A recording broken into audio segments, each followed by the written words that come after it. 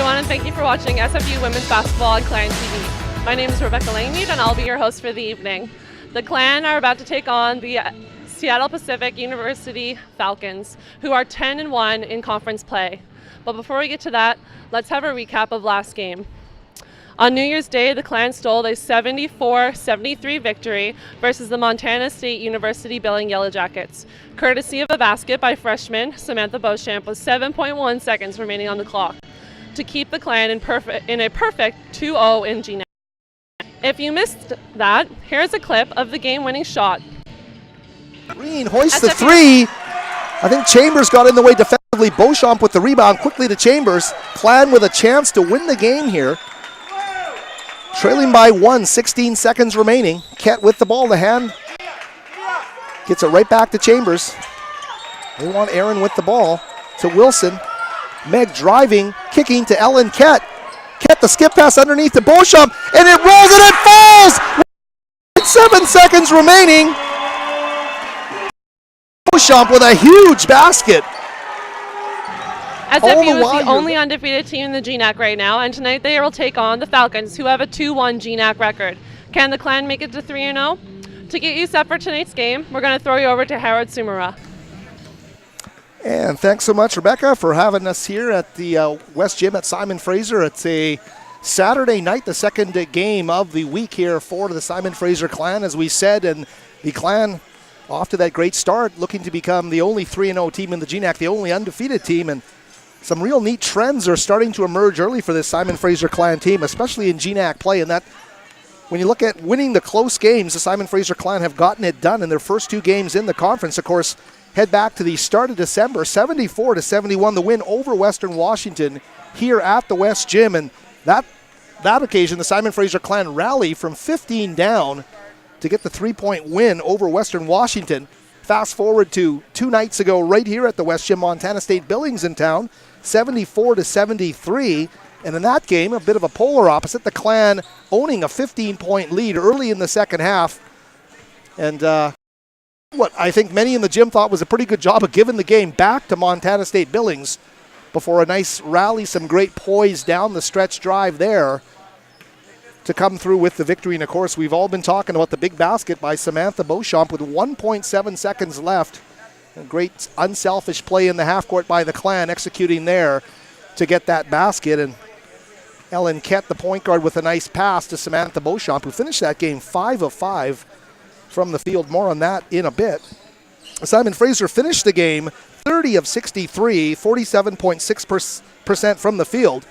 Although in talking to head coach Bruce Langford after the game, certainly not thrilled with the fact that Montana State Billings scored 50 points on his team in the second half. 50-38 was the total in the second half in Montana State Billings' favor. So obviously some things to work on the past few days here for the Clan in terms of managing their poise over the final 20 minutes of play, and that's going to be especially important today against this talented Seattle Pacific team, ranked number 2 in the West region right now. So they are getting one of the best teams, are the Clan, in the entire West region. Simon Fraser in that last poll ranked number 10. Seattle Pacific number 2. Alaska Anchorage, the lone team to beat Seattle Pacific this season, is ranked number 1 in the West region. Humboldt State, Cal State, San Bernardino, and Cal Poly Pomona round out the top 5 in the West region. And we'll see how that progresses as the course of the GNAC season winds down. Again, Howard Samura here with you at the West Gym. We're about 6.5 minutes away from the anthems and the start of play here for Seattle Pacific. The Falcons in town tonight to face the Simon Fraser Clan. Certainly know that winter is on the way. There was a slight dusting of snow outside as I made my way up Burnaby Mountain here. No snow falling, but some snow on the ground outside the West Gym here. So definitely in our mini winter wonderland here atop Burnaby Mountain. Be interesting to see how things with the Falcons. Of course, last season and over the past few seasons, Simon Fraser has had some pretty good success against Seattle Pacific, especially in the regular season. I believe over the past 8 games, the Clan are 6-2 against the Seattle Pacific team. So they've done a solid job against their rivals from the south, the Seattle Pacific Falcons. Seattle Pacific boasting some of the best talent in the GNAC, especially when it comes to fielding a real senior roster.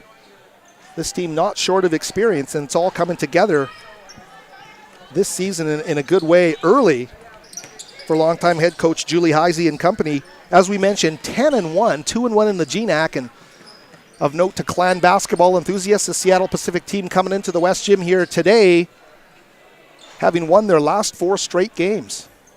So this is a team on a roll that the Simon Fraser Clan can't take lightly, and going to have to play the full 40 minutes, give it one of their best efforts of the season to come away with the victory. Especially when you consider Simon Fraser, with that home date against Western Washington in early December, are playing their first 3 home. That is going to equal at some point a stretch where they're going to have to go out and win some big games on the road. So schedule is put together, but they certainly can't help themselves in terms of doing what they can do when they're playing at home. And this Clan team has been so tough under Bruce Langford here at the West Gym since the initial season, entering the GNAC a few seasons back. Just a quick run through some of the Clan stats as we head into this game.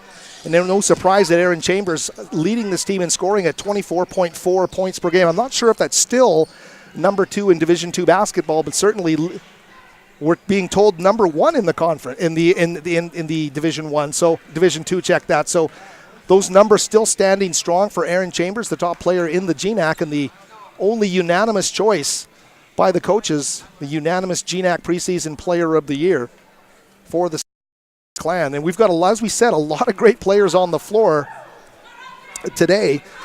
Not only do we have Chambers, Meg Wilson, and Katie Lowen, the guard, as a preseason all GNAC selections.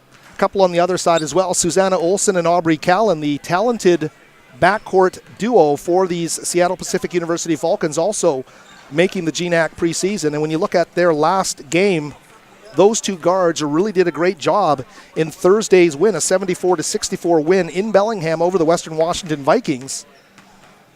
Just to run through those numbers real quickly, Susanna Olsen was 9 of 18 from the field, scored 24 points, shot 50% from the field, hit 3 of 6 from downtown as well. So a real solid effort in 34 minutes for Susanna Olsen. Also, Aubrey Callan, 6 of 15 from the field for 22 points. She also had 7 rebounds. So a real solid effort from those 2 guards, and they will obviously center much of the offense for Seattle Pacific. And boy, I'll tell you, Simon Fraser is going to have to keep their eye on those players, especially tonight, if they're going to come away with a victory here tonight. About 2.5 minutes away from the anthems. The Clan players still on the floor here at the West Gym, along with Seattle Pacific. Everybody warming up before this game. See if Simon Fraser can't get that vaunted 3-point shooting attack really on track. We've seen it at stages through the exhibition season. Haven't really saw it, but Katie Lowen, you just saw the reverse layup by Katie underneath the basket right now, had a great effort, especially in the first half. She got on a roll. She hit 3 straight triples at one point, finished 4 of 6, all 12 of Katie's points coming from beyond the arc. So a great effort there by Katie Lowen. As well, we're going to watch out for those 2 post players, and it really was a significant moment in this current Simon Fraser regime to see the 2 freshman post players step forward in the first and the second half, respectively. Rachel Fradgley in the first half had a great effort, and boy, I'll tell you, Samantha Beauchamp, as we've talked about, finished the game 5 of 5 from the field. She's actually the leading field goal percentage shooter in the GNAC. I know the sample size isn't huge for Samantha Beauchamp, but in the limited minutes she has, she's really getting out there and doing a great job. Her percentage leading the GNAC heading into this contest. So 11 points for Samantha in 16 minutes, but also 5 of 5 from the field. She did a great job overall. So that bears watching the growth pattern of the Simon Fraser post players, and we'll see if they continue to take another step forward as action set to begin here with the anthems in just over a minute here at the West Gym. We hope you enjoy the broadcast in HD. We should also let you know about a big event happening Tuesday, March the 3rd at the Vancouver Convention Center. It's the Gathering of the Clan.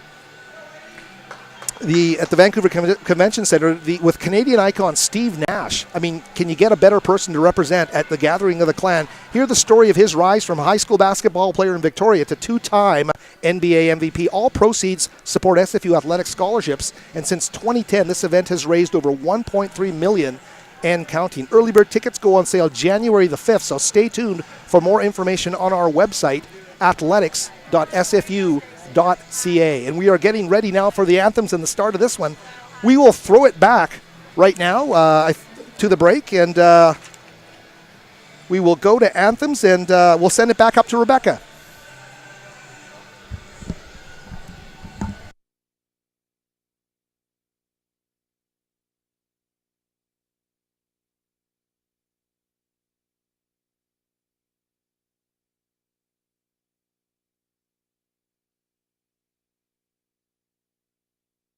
Ladies and gentlemen, and welcome to tonight's game between the visiting Seattle Pacific Falcons and your Simon Fraser University Clan. At this time, ladies and gentlemen, we do ask that you please return rise as we join Megan Dally for the singing of the American and Canadian national anthems.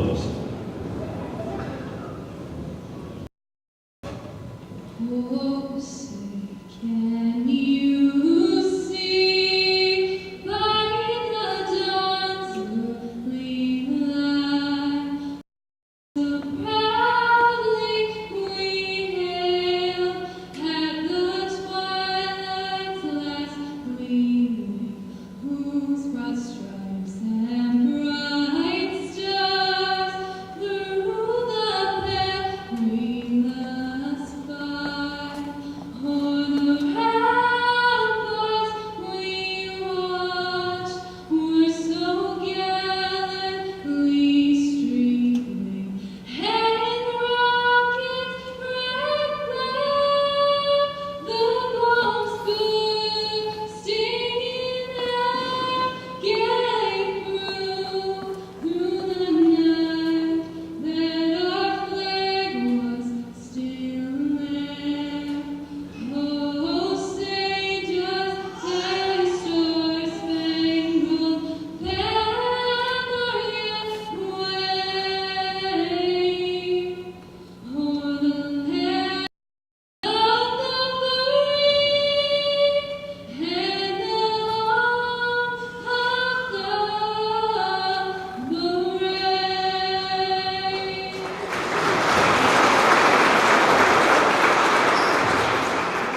Oh, Canada, our home and native land, true patriot love in all our sons command.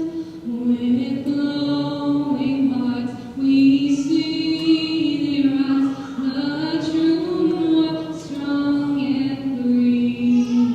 From far and wide, oh Canada, we stand on guard for thee. God keep our land glorious and free.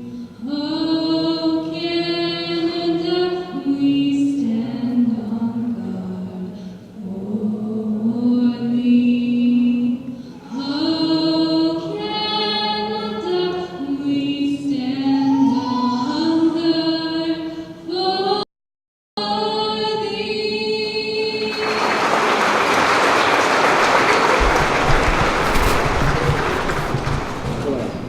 And welcome everybody back to the West Gym. The playing of the two national anthems will bring us closer to the opening tip. We're going to get to the starting lineups here in just a second.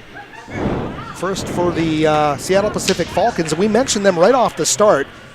That vaunted backcourt combined for 26 points in its 10-point win in Bellingham against Western Washington. Susanna Olsen, the first member of that group being introduced right now. Aubrey Callan, number 14, following her. So Susanna with 14, Aubrey Callan with 22 points in that victory over the Vikings. The other starters are Betsy Kingma, the 5'11 senior from Bellevue, Washington, Newport High School. Molly Greger as well, a 6'2 junior from Kirkland, Washington, Juanita High School.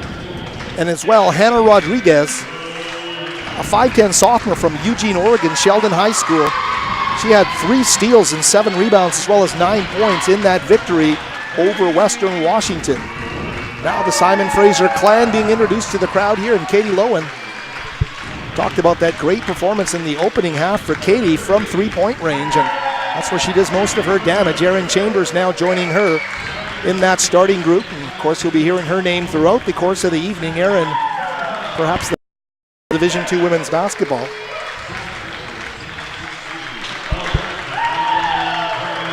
And as well, Ellen Kett out there. Is that good? Rachel Fradgley and Meg Wilson starting 5 for the Simon Fraser Clan, and we're getting ready for Saturday night GNAC basketball here from the West Gym. They're going to turn the house lights on in a second. Here they come, and I'll tell you right now, I'm thrilled to be joined by my new color analyst here at courtside, Rebecca Langmead, the former Clan player. And Rebecca, welcome to the broadcasting chair, and I hope you have fun. Hope we have fun. Yeah, me too. Well, thank you for having me. I'm excited to be here. That's going to be great. We'll be reflecting on, obviously, your career throughout the game, and I'm happy that you're going to be able to bring us up to date with a lot of things that are happening, when the teams gather in timeouts. Coach Langford so well, and a lot of the things that he's, talking about to his girls. So we'll lean on you for that expertise throughout the evening as the teams get set here for the opening tip. Simon Fraser coming into this game with the only undefeated record in the GNAC at 2-0. Seattle Pacific sitting at 2-1. And the opening is in the air. The Clan taking possession with Chambers. Very quickly to Lowen. Up top to Kett. Ellen driving into the paint, kicking back out to Wilson. Katie Lowen for 3, and Katie is going to make that first shot. And that is when she gets into a zone, isn't she? Yeah, Katie's been doing really great this year, especially just knowing her groove and getting in there and making sure she takes her shots, the shot that she's good at. Well, that was a shot there. Certainly we'll watch Katie Lowen throughout the course of the evening.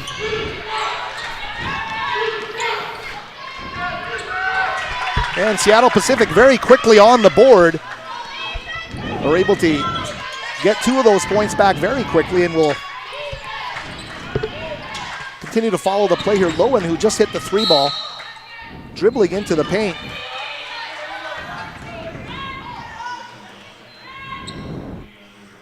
We've got a holding call there now on Seattle Pacific I believe it was number 14, but I may be wrong.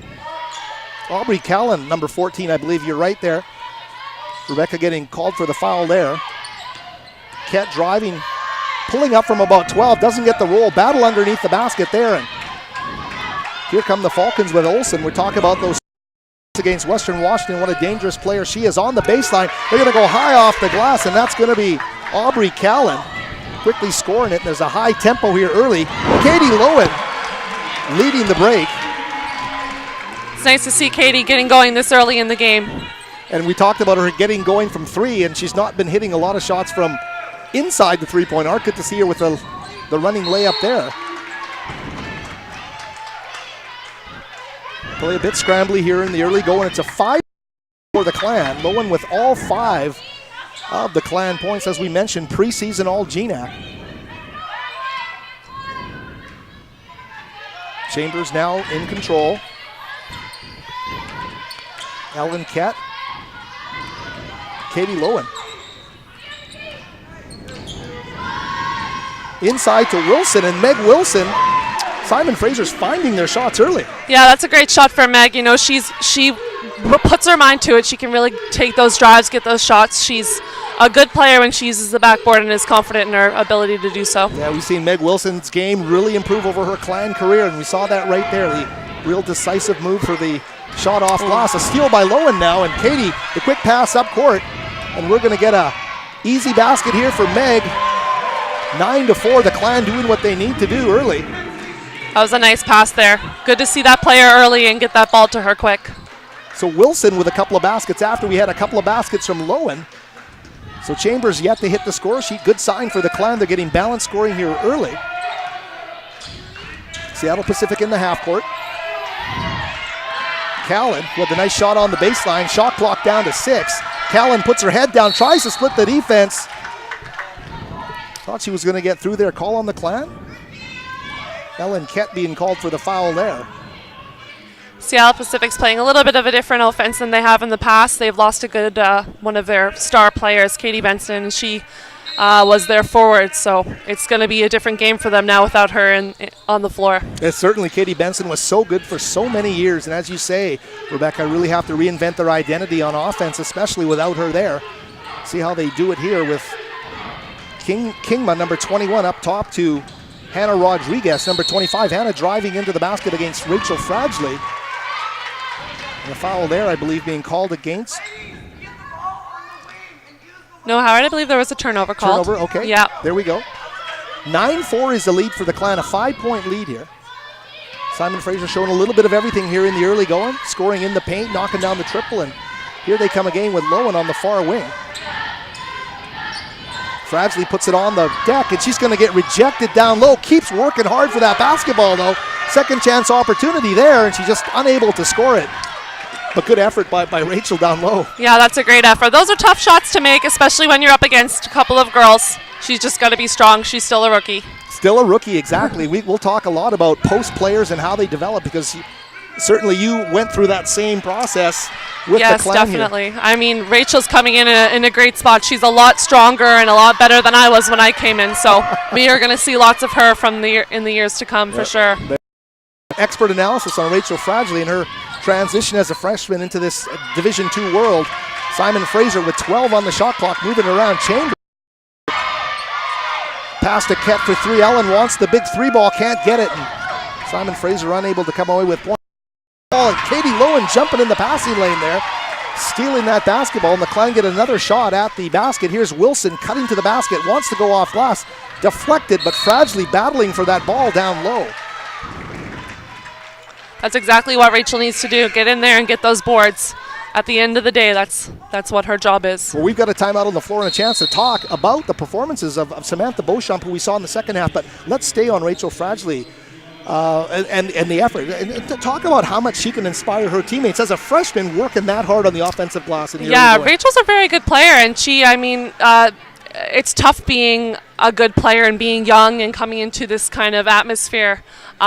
She's in a different situation than others. She actually is a good friend of Meg Wilson, so she came in here already knowing some people and already having her foot through the door, which was definitely easy for her to feel more adapted to it all. But she's a great player, and she's been stepping up more and more and getting better every day in practice. From the time she began, I helped out a little bit at the beginning of the year doing practice, and she was shy a little bit, and now you can just see her blossom. She's gotten very good. She knows her role for sure. Let's talk about this. Earning your minutes on the floor by also playing defense, and Coach Langford never shies away from the topic. In fact, he brings it up with me. They need to get better, both Beauchamp and Fradgley, defensively. What's that process like at this level? It is definitely a process where you have to think. Just from my experience in that, I realized that it's no longer just about your skill. It's about really thinking, really learning about the player that you're playing. It's important to read your scouts. It's important to watch film. You have to play smart. You have to play balanced, especially with these big girls. I mean, balance is everything for these 6'2", 6'3", 6'4 girls. That's for sure. A great point, though, that she's a good friend of Meg Wilson's, and that's going to really help. Yeah, it helps. Because Meg is certainly developed in her time with the Clan here. 9-4 is the score here. Loose ball underneath the basket. Seattle Pacific being called for the foul there. Hannah Rodriguez, number 25, the 5'10 sophomore out of Eugene, Oregon. Got Samantha Beauchamp coming in here now, trading in for Rachel Fradgley. And Samantha able to follow the game from the bench and step right in. Of course, coming off that 5-for-5 performance in the last victory over Montana State Billings. Ball stolen, though, by the Falcons. That's number 11, Susanna Olsen, the big-time scorer in that backcourt. Susanna is a great player. She's played now. I believe she's in her senior year. She's been a good asset for the Seattle Pacific team since her freshman year. She certainly has been a name that we've grown familiar with, even seeing them just once or twice a season. And there's Meg Wilson, a great move in the post. I love Meg's footwork. Yeah, Meg is great. She's a very balanced player. She plays differently than a lot of the posts that we've had in the past couple of years, and it's nice to see her develop over the time and really go up strong. No longer is her footwork important, but her finishing has also become a great asset to her. For Wilson, 3 of 4 from the field here early. 6 points for Wilson. Doing a great job for the Clan with an 11-4 lead right now. Underneath the basket, some contact there, but the ball being turned over. Got Elisa Homer now trading in for Katie Lowen. Oh, sorry, no, she's trading in for Ellen Kett. Elisa Homer, of course, a North Vancouver native from Hansworth Secondary, and when that shot is on, she can be a pretty good scorer, but she had to battle that shot a bit there. 1 for 7 in the last game, including 1 for 5 from beyond the arc. So here's hoping Elisa Homer gets that shooting stroke going tonight. Elisa's a great player coming off of her freshman year. She was a red shirt, and so coming in this year and really having those great baskets has really proved her confidence for sure. Well, she's been able to join the first group here early in games, and we'll see if that continues here. But Chambers, with what she does so best, squares up so well to the basket and just goes through a perfect shot there for a basket. Missed by the Falcons, number 11, Olsen. And Clan really quickly down the floor. Here's Homer knifing to the basket. Loses her angle, kicks back out to Wilson. Meg wants the 3, and she's going to be off the mark. Loose ball being picked up by Olsen. Seattle Pacific trailing big time here, 13-4. They have to make a move, but Simon Fraser getting things done at both ends right now. There's a 3 from the top. That's going to go off the front of the iron. Katie Lowen very quickly getting the rebound to Erin Chambers. About splitting the defense is going to kick instead to Wilson. The communication between those two, you love to see. Chemistry is a great thing to see, isn't it? It really is. I mean, they're roommates and they're really good friends. They've been great friends since the beginning, and it's nice to see them really connecting on the floor here tonight and on other nights as well. Exactly, and I know fans of Clan Women's see that happening on the floor, and you don't see it in too. But boy, there seems to be a bit of a they just know each other so well on the floor, and it's great to watch Meg make the hard cut and the ball being delivered right to her for the offensive attack. It's all about trust. All about trust, yeah, for sure. And this, at the senior end, of the veterans clearly have that, and great to see that happening here as Wilson takes the second. She's going to make them both. Simon Fraser struggled from the free throw line in the last game, but 15-4. This is an 11-point lead in the early going here. First 6.5 minutes to play. Rebecca Langmead on Clan TV here from the West Gym. Rachel Shim, number 10, checked into the game to Olsen on the baseline. She measures 10-footer on the baseline and knocks it down. Much needed basket, and Seattle Pacific putting on some pressure. Looks like both teams have begun to put on some pressure now, so it'll be interesting to see how that works in this game. That is a tough shot by Erin. She almost gets the roll. There's that balance issue again. You know, it's tough for those posts not to get fouls called if they're falling or tipping over another player. They've got to keep their balance if they want to stay foul free. And now we're seeing Samantha Beauchamp checking out of the game. Alicia Roberts checking into the game, the York House grad. So Clan going a little smaller here. Sometimes that's the way to go. I remember back in when I played, there was many times when we'd have to go small. Sometimes those big posts just can't move as well as the little guards can. We'll see how that affects everything happening here. Fiona Beals also set to check in at the next stoppage in play for the Clan. Olsen, nice move to free herself for the jump shot. Can't get the roll, but an offensive board underneath. And that's what you give up sometimes when you put in a little bit of a shorter line. The rebounds are going to lack a little bit. 31, Courtney Hollander, as Rebecca says, able to take advantage on the weak side of the floor and put back basket. 15-8. A little bit of a comeback here for Seattle Pacific, trailing by 7. Chambers in the post. Great move by Erin, sweeping move off the glass. That's Erin Chambers. You know, she's just so versatile, and when they go little, she's all of a sudden a big, and it's great to see her getting in there and making those post moves. All of a sudden a big, I love that, because Erin just morphs into whatever you need her to be on the floor. Chambers, a great basket there, 17-8. 11:58 here remaining in the opening half of play.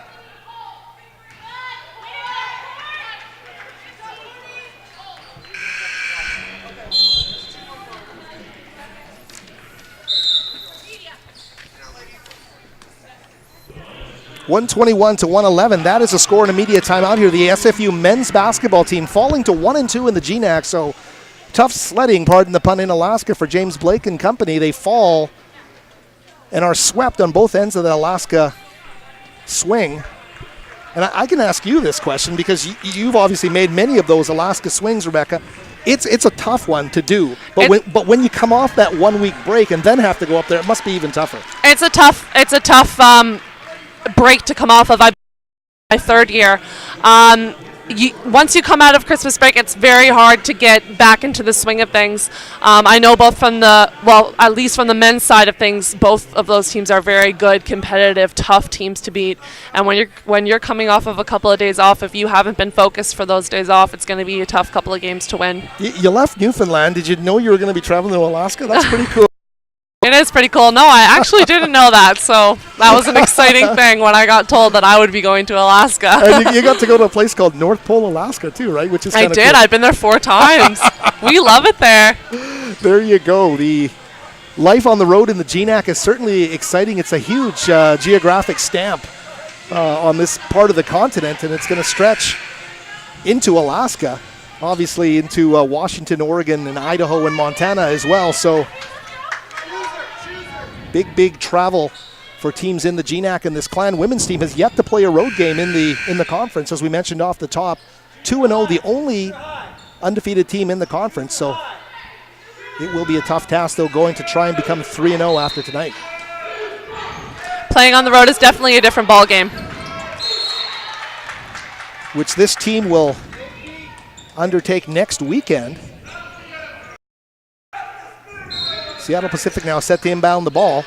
11:54 left in this opening half of play. The Clan leading 17-8. Lukasevich, number 3 on the floor as well for this Seattle Pacific team. Kingma to Lukasevich. The foul being called there on Katie Lowen.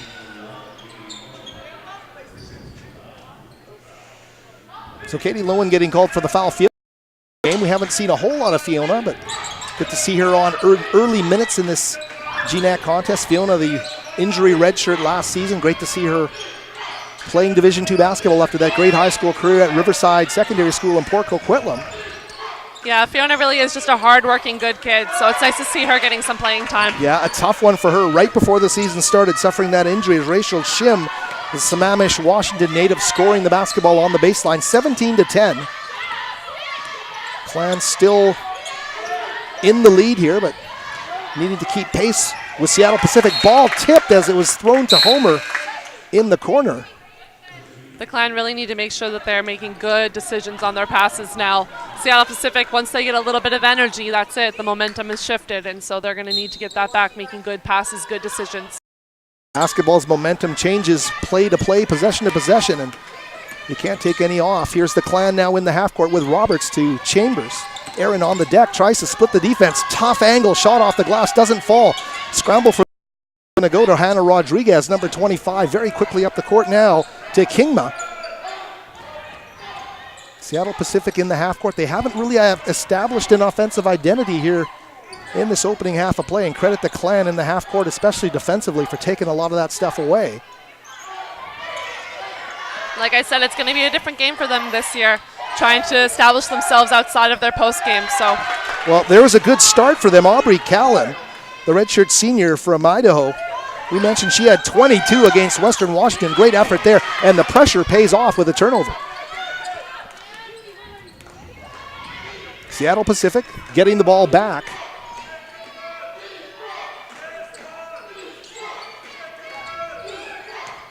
Bit of a zone press there. Gets them the ball, but they don't get a good shot at the basket, and Roberts taking possession for the Clan.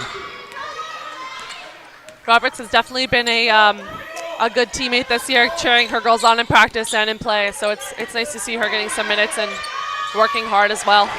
It's a great basket by Erin Chambers, getting up and over 3 of Seattle Pacific's players. And she just doesn't hesitate. There's so much purpose in her game. We could sit here and watch Erin Chambers. Just the superlatives all evening long, but a great basket there by Erin.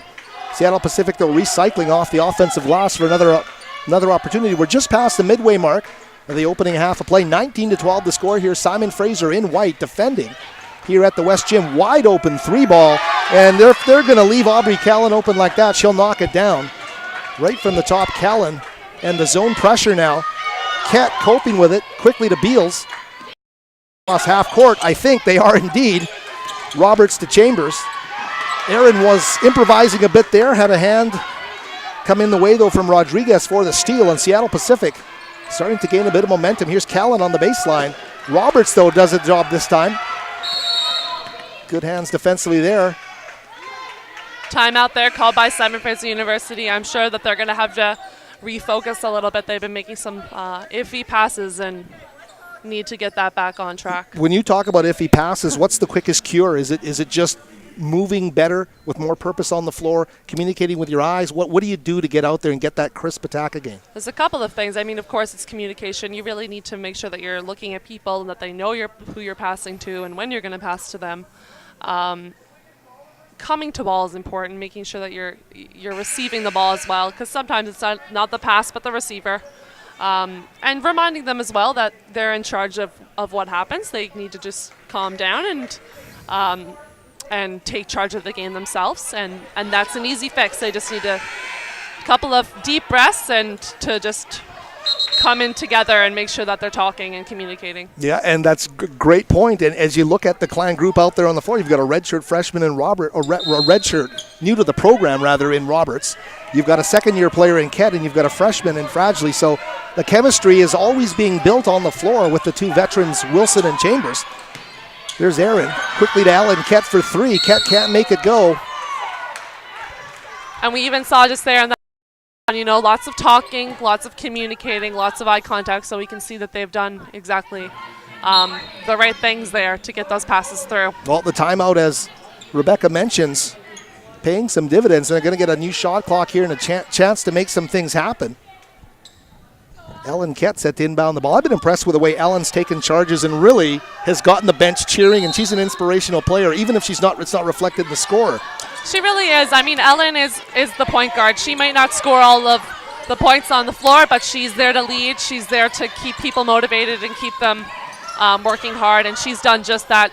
She's leading assists. She's doing a great job. It's been nice to see her work hard and come from her freshman year until now. That's for sure. Ellen Ket's made some big strides, and I thought last year maybe, I don't know if she lacked confidence or it was just beginning for her. I mean, she's come halfway around the world, and it's a big, but she really seems to feel comfortable. Seems to be a different player this year. Yeah, she's definitely, and she's gotten in better shape. She has worked very hard. It's not easy to be away from your family and be in a different atmosphere, but she's she's doing quite well. Unfortunately, Ket's going to step on the end line. That great pass to Chambers for three is going to go for naught there.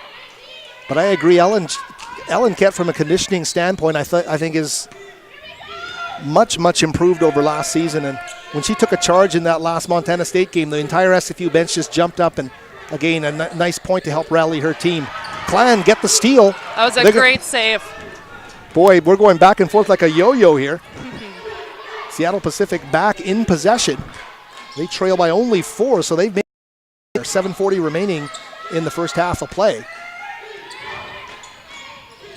Rodriguez hands off the cap. Jump shot's not going to fall. Wilson will get into a wrestling match there. Looks like a jump ball being called.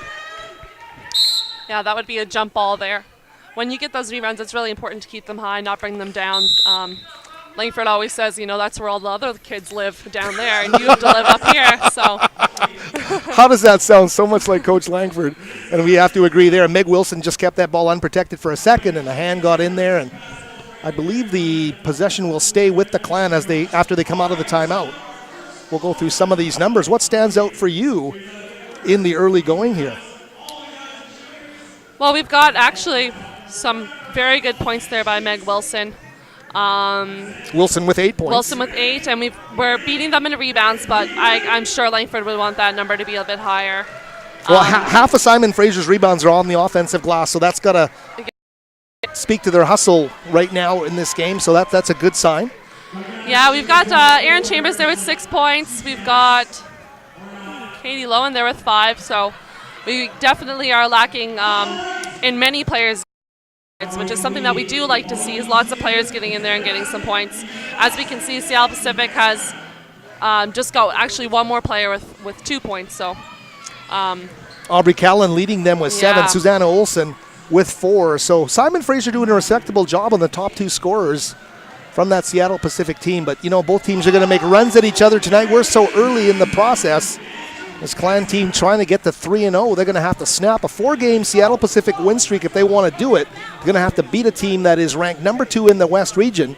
They're also going to have to beat a team that sits with a 10-1 record thus far in the 2014-15 season. So nothing easy about getting wins in the GNAC. They're never easy, but an especially tough one here at the West Gym tonight. And off the inbounds very quickly, Hannah Rodriguez. that's a tough miscommunication there. Don't want to give up points that easy, and the Clan having to cope with this pressure. Ket quickly to Lowen. Here's Katie surveying the scene. Up top to Ket to Chambers. Aaron's going to dribble to the free throw line. Back out to Katie for 3. Lowen hoisting. Didn't get the rhythm she wanted on that jump shot, and off iron and out. Now for the Falcons to Lukasevich, number 3. Lukasevich loves driving the baseline. Ket cuts her off there. They're going to say the ball stays with the Falcons, I believe. 17 on the shot clock. 19-17. Seattle Pacific has come from a long ways down to get right back in this game. Little fake on Chambers underneath. Aaron defending in the post. That's why we front the post. It's tough to let a post get definitely for Aaron Chambers into foul, and that's tough. But, you know, Seattle Pacific is a team that works hard and they hustle hard. They get all of the rebounds up again, and they make sure that that's their game. So it's going to be important for SFU to step up here a little bit and get those rebounds first. Yeah, and Hannah Rodriguez is one of the stronger bodies on that Seattle team. And her stats show the versatility too. In the win over Western, 9.7 rebounds and 3 steals. So she's an active player. Yeah, she's visibly a strong girl, and she's come a long way in her career too. So Rodriguez at the free throw line ties the game, 19-19. See what the Clan have in store here, working off the Fragile screen. Lowen to Ket, cutting to the basket. Ellen, great pass underneath to Fragile for the layup. That's a perfect pass. That's exactly what we're learning in practice right now. Drive in, take that defender away from the post, and pass that ball into the post, let them finish. So it's exciting to see all of that practice that they have been doing working here. That's exactly the same move that we saw Samantha Beauchamp do last game against Montana State Billings. So. There you go.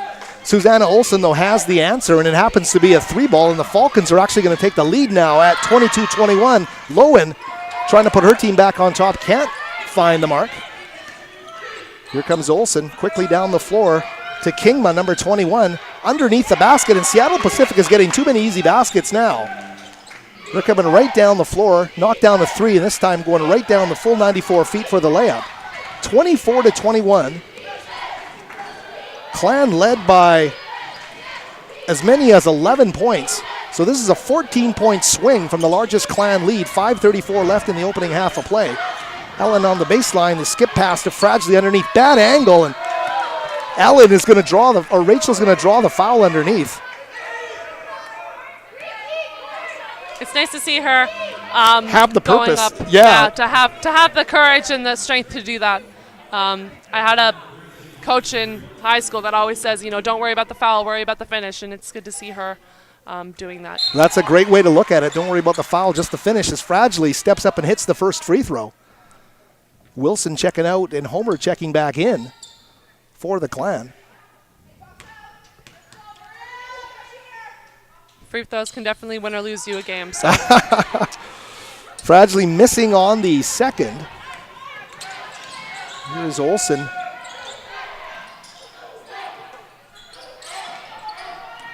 Lukasevich. Back to Olsen. Lowen guarding her. She's going to put it on the deck, kick it back. Bumps with Chambers. They work the ball. 8 on the shot clock. They're going to have to get something going here. Sweeping hook shot is not going to fall, and Fragile there for the rebound. Quickly up the floor to Katie Lowen. Little head fake. Katie's going to kick it back up top to Fragile from the elbow, and she's going to knock down a 17-footer from the elbow. Nice to see her facing the basket. It's nice to see Post taking those shots for sure. The versatility of that is great. You know, that's the Meg Wilson, Chelsea Reese shot, so that's a good one. It's important to be able to do that as well as to be able to finish inside. Well, some big shoes for these players to be filling. Chelsea Reese, yourself, Marie-Lynn Petit, among the graduates from last season's team. Does it feel like you were on the team last year? It's just last year. It feels crazy. I mean, it feels like it was a lot longer ago than it actually is. And, you know, we just graduated with a bunch of girls. I mean, Kia Van Laar just got married last night. So to think that we're now moving on in our lives and starting our next chapters is a pretty, definitely an interesting place to be in your life. And you can't stop seniors night. It comes every year, and it's always an emotional time, but also a time to reflect on great careers here up on top of Burnaby Mountain. Seattle Pacific now with the basketball. Clan need to stop their momentum, and they're having a heck of a hard time doing it. Rodriguez muscles her way into the paint. 26-24, quick ball movement here, breaks the press, and Chambers, over the head of Homer. Tough pass there for Homer to handle, but Clan did everything right until that last pass. Yeah, that really is unfortunate, but hopefully they'll be able to get it back here now on defense. Simon Fraser, we'll see how much longer Seattle Pacific continues to put that press on, but it is paying dividends. Here are the Falcons now. Rachel Shim to Callan. Thought she was going to lose control of it there, but she steadies herself. The great turnaround shot. She had a mismatch in the paint. She's able to score against the smaller Ket down low. So 28-24 now the score. Here's Lowen driving on the baseline. The quick dish is intercepted. You know, I said it earlier, those passes are going to be what's going to hurt this team, so we're seeing that here now. Well, the Clan do manage to get it back, and Lowen now with the basketball. They've got to amp up their quotient desire here because this Seattle Pacific team is showing some great hunger. Calling a foul there, a hold on red 10, a bump there on red 10. And Katie Lowen goes to the free throw line for 2. So Shim with the called for the foul there. Sorry, that'll be a 1-and-1. If she makes the first, she can shoot the second. So a timeout on the floor, 3:38 remaining until the half. It's been an up and down half for the Simon Fraser Clan. A great start, building that lead, as we mentioned, to as many as 11 points. But Seattle Pacific has found the answer, and they're showing everybody why. They are a 10-1 basketball team, ranked number 2 in the West region, behind Alaska Anchorage, the only team that has thus far beaten them in this season. What was your favorite trip in the GNAC? Was it the Alaska trip? Was it Western Washington? What did you like? I loved the Alaska trip, but because Alaska is a beautiful place, and we always go to the North Pole, and there's certain restaurants that we always went to that we all loved. So it was a very nice trip, and it was different than any other trip that we had done. Mm-hmm. Portland is also a great trip, Western Oregon. We always stop into Portland on our way there, and that's a fantastic trip. Our Langford always makes sure to bring us on cultural excursions, he calls them. So any place that we go that is as beautiful as Portland or Alaska is always going to be fun because he makes it fun. Did you go to the used record shops, maybe look for some Springsteen albums and stuff? Did we ever? Powell's books. We were all over it. That is terrific. Yeah, Bruce Langford, the big Bruce Springsteen fan, and I remember calling him once and just to chat about the team, and he was with his brother, and they were on their way to a Springsteen concert that day. So he's seen Springsteen so many times that he can't even remember how many times he's seen him now. And, of course, Badlands, the theme song here, and it plays in the gym still, I believe, before home games. So the boss's imprint as Lowen goes 1 of 2 from the free throw line. Fragile had a chance to scoop up that loose ball, couldn't do it, and Olsen is very quickly down the floor. Ket standing in, and the call goes the Clan's way again. Rebecca, I think that can be a turning point here to the end of the half. You know, that's a great play to make. That's our favorite.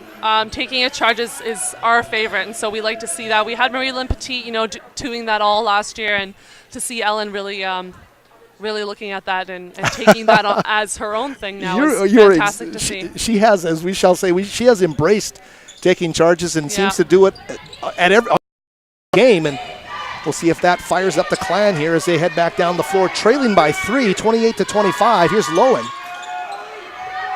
Just can't get in the shooting groove, and It's an over in the back there called on Meg Wilson, number 15 for the Clan. so the over-exuberance of Wilson whistled down by the officials, and Seattle Pacific getting the basketball. Clan need to bear down and get a stop here. 3:20 remaining. Seattle Pacific, the Falcons, we mentioned 10-1. And that one loss misleading. It's against Anchorage, the number 1 ranked team in the West region. Here's a drive to the basket, a little bit of a shove at the end. You know, there's Kingma. such a precious difference between a charge and a block, and it's interesting to see. It is one of the talking points for people who are passionate about the game, that love to see, you know, great basketball being played. You're exactly right, Rebecca, and that is a fine line. As Kingma steps up and knocks down the first.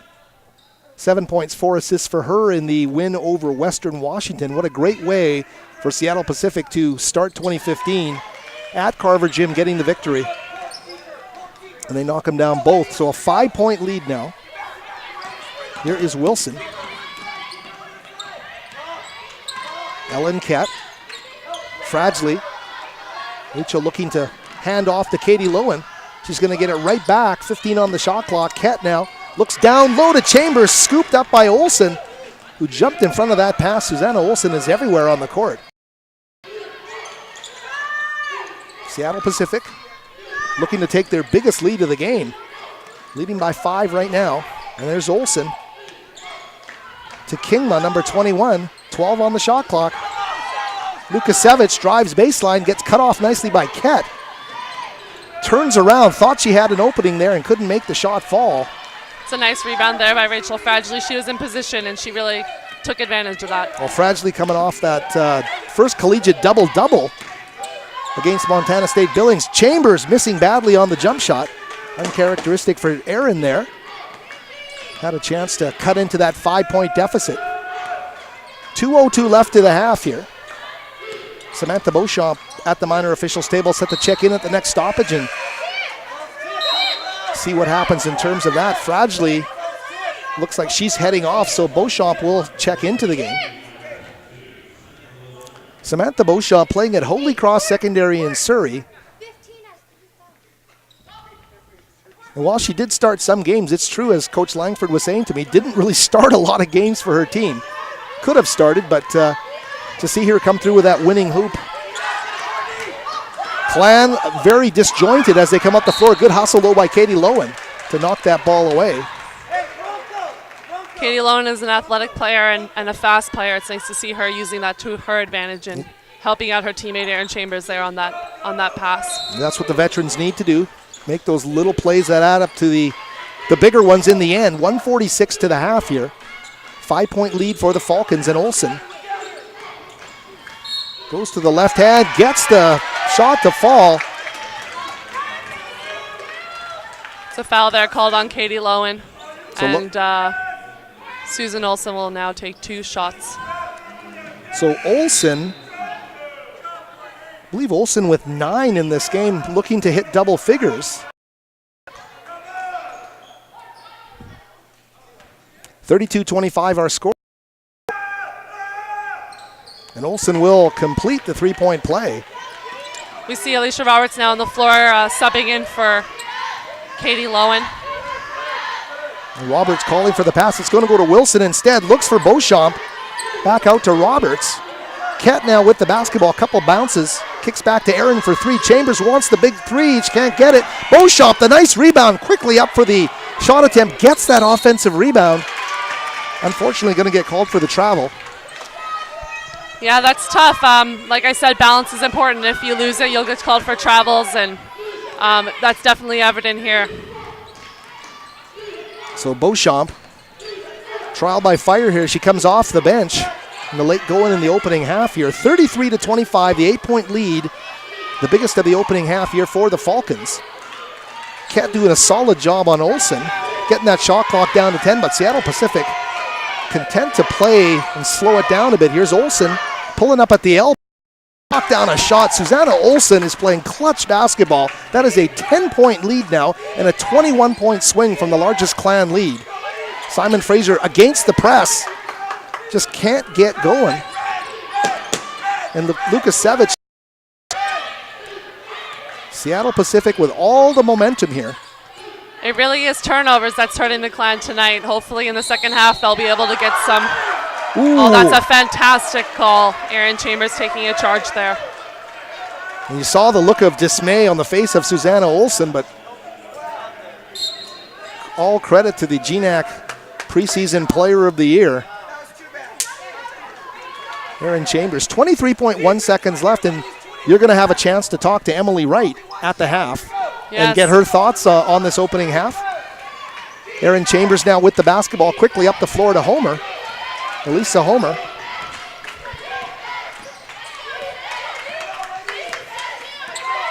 Chambers, 9 seconds. Playing off the Beauchamp screen. Looking to go down low on the give and go to Beauchamp, and jumping in front of that pass is Molly Greger, number 24. The 6'2 junior from Kirkland's Juanita High School. So 1.8 seconds left here as Ket will inbound the ball.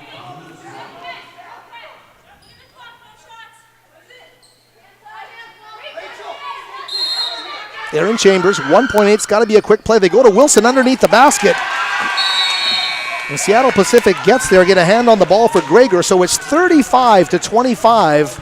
Simon Fraser really needs him here, but right now it's Rebecca Langmead is going to interview Clan assistant coach Emily Wright. We'll get her thoughts, and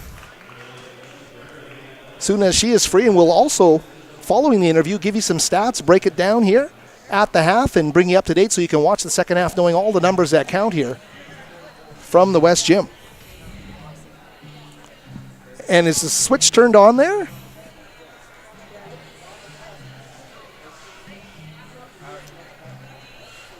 the Clan came out strong here tonight, and we were up by quite a few points. They want you to start again. Use that. I'll use You can just use that as your mic. Emily, the Clan came out tonight. They were playing strong, and we're now in a little bit of a 10-point deficit. So, what do you think has contributed to that so far? Well, we started off very good defensively. We were taking care of what we pointed out in our scout. We kept them off of the offensive boards, which they're pretty good at.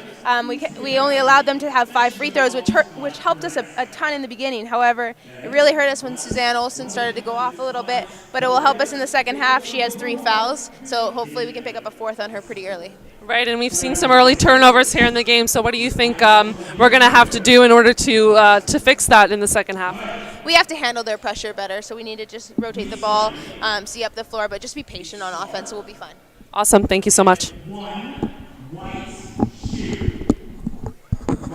And we'll go to a quick break, and we will return with some first half stats.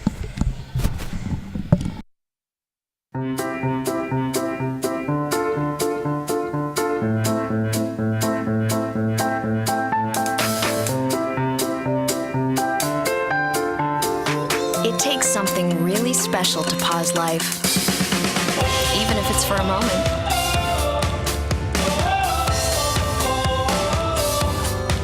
The Keg Steakhouse and Bar. Great food, great conversations. We'll see you tonight.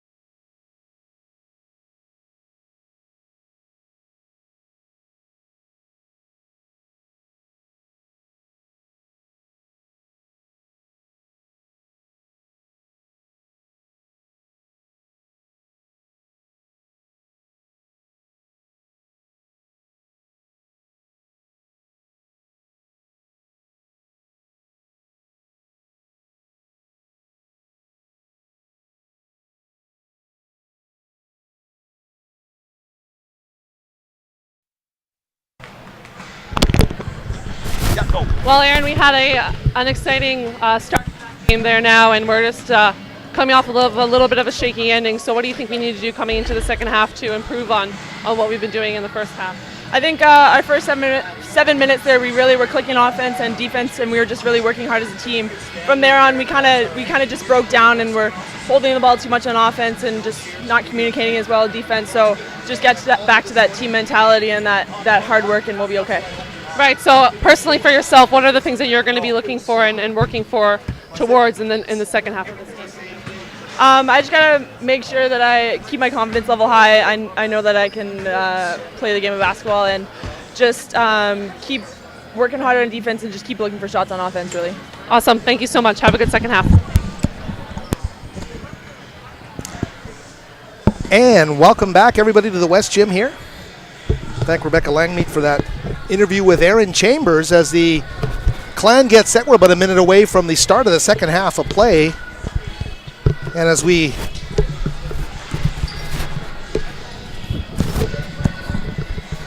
attempt to break down some of the numbers from the first half of play, we can tell you the Clan trailing by 10. Largest lead for the Clan being 11 points. So that 21-point turnaround is a lot of momentum to try and rest back on your side over the second half of play here as the Clan down a half a minute before the start of the second half. Quickly running through some of those numbers for you. Susanna Olsen, the Seattle Pacific team, and the game, all scores with 12 points. Should point out she has 3 fouls. We'll see how she plays in the second half, how aggressive she can be, especially in the early stages of the second half of play, and how the Clan will obviously get her into some foul jeopardy. 9 points for Aubrey Callan, as well 4 points for Betsy Kingma and 6 for Hannah Rodriguez. No double figures scores for the Clan. Check that. Meg Wilson leading SFU with 8 points. Aaron Chambers and with 6 apiece as they step on the floor. Rebecca Langmead, what are your thoughts? What does the Clan have to do to get back into this game in the second half? Well, like I said, I think it's going to be very important for them to communicate. Their turnovers have been hurting them. So, Aaron put it best. They know they can play the game of basketball. They just have to be confident in themselves. And they'll get momentum back through confidence and through trust. Well, this is the litmus test for the Clan team trying to go 3-0 in the GNAC. The Clan's record all time to start the GNAC, the best start ever 2 seasons ago. Rebecca on that team. The team started 4-0 in the GNAC. Here's Aaron Chambers battling underneath. Can't get it to fall, but a big offensive rebound by Meg Wilson. Good ball movement here to Fragile. Nice move to the left hand. Can't get it to go underneath. Another offensive rebound, though, by Meg Wilson. You can't fault the work rate there by the Clan, but they're going to come away empty. Yeah, you can't deny that was a couple of seconds of hard work there now, but they're going to have to do that the whole game in order to get this game back. So yeah, that's exactly right. Hard work on the offensive glass, and we'll see if they can't carry that over to the defensive end. Seattle Pacific now on the attack. Hannah Rodriguez on the baseline. That's Olsen battling for a loose ball with Lowen. It's going to bounce the Clan's way, and Meg Wilson able to bring the ball over half court. Quick pass to Katie Lowen on the baseline. Katie thought shot across court for the 3. Ellen Kett. Simon Fraser just can't find the mark from distance. But a good look at the 3 from Kett. Here's Olsen. Talked about her dominant play in the first half, but the fact that she is playing with the 3 fouls. Fragile, solid defense in the middle of the paint. Seattle Pacific's Olsen thinking about it with 13 on the shot clock. Going to take a handoff play at the free throw line and come up short. A battle for a ball there. Simon Fraser, Katie Lowen rips it out of the hands of Aubrey Callan. You can definitely see Susanna Olsen's tentativeness now, a little bit more scared to go in there and attack the hoop, taking that jump going on in, just from fear of that one. She certainly doesn't want to pick that one up, and in her place, Anna Rodriguez gets the steal and goes 65 feet down the court for the layup. Largest lead of the game, 12 points here for Seattle Pacific. Fragile trying to get to that loose ball, push the Seattle Pacific player, and she will get called for the foul, I believe. Very quickly, Elisa Homer checking into the game now for Katie Lowen. As Rebecca's saying, focus the key here for the Clan. Turnovers did hurt them in the opening half of play, and we'll see how cohesive they are here in the second half of play, having to come back from 12 now. Seattle Pacific seemingly always on the attack here. Great pass down low. Just no finish there from Rodriguez. That's a great rebound there by Rachel Fragile. Gets the Clan back down the floor, and she's got it again. Fragile does to Homer. Looking for Aaron. The lob pass in the post, and unable to squeeze that down low. Aaron playing in the paint. The deep, deep paint there. 37-25 our score. Here is Olsen. Aubrey Callan. Nice skip pass on the baseline. Oh, and a miss there on a gimme. Short little jumper there by Grazier. She couldn't finish, and Chambers, ooh, has her pass, I thought, stolen, but Kett, some good hustle there to get it back, and she's going to feed Aaron for the three. Off the back iron, doesn't go. And this Clan team unable to get it going from three-point range. Here is Callan. Stop, start, kick it back out. Little head fake there by Rodriguez. The left hand off the glass, and Seattle Pacific is finding all the sweet spots on the floor right now. Yeah, it's definitely been tough. They have the momentum, and they have girls that are scoring from all over the place. It's going to be interesting to see what the Clan comes back with for that one. You know, they really need to just get together and know that they can play and play together. Yeah, and that's what they're talking about right now in the timeout. Bruce Langford and company gathered, trying to find a way to stop the bleeding here early in the second half of play, trailing by 14 points to Seattle Pacific. Aaron Chambers, and you know she's going to be touching the ball a ton over the remainder of this contest. Aaron played 38 minutes in the last game, a rarity that she didn't play the full 40. And Chambers, the workhorse on this Simon Fraser team. And you know the big leaders are going to step up and show by example. Aaron's going to have that set in her mind that she's got to get her team, and she's going to take on that responsibility of lifting her teammates here over the stretch drive. 16:44, so early in the second half of play. They're trying to clean up a wet spot in front of the Seattle Pacific bench right now. Obviously a cup of water is spilled, and they're going to make sure for safety's sake that they get that taken care of. Chambers walking past our broadcast location here right now. On the floor for the Clan, it's Wilson, Fragile, Homer, Kett, and Chambers. So all starters with the exception of Katie Lowen, who just went to the bench. Chambers inbounding with 28 on the shot clock. Seattle Pacific still here now with that press, keeping it on even with a 14-point lead. Keeping it on, and Simon Fraser finding a way through, and this time Fragile with the turnaround. That's a foul called on number 40. I believe that was Hannah Rodriguez. Number 25 from Seattle Pacific that called for the foul.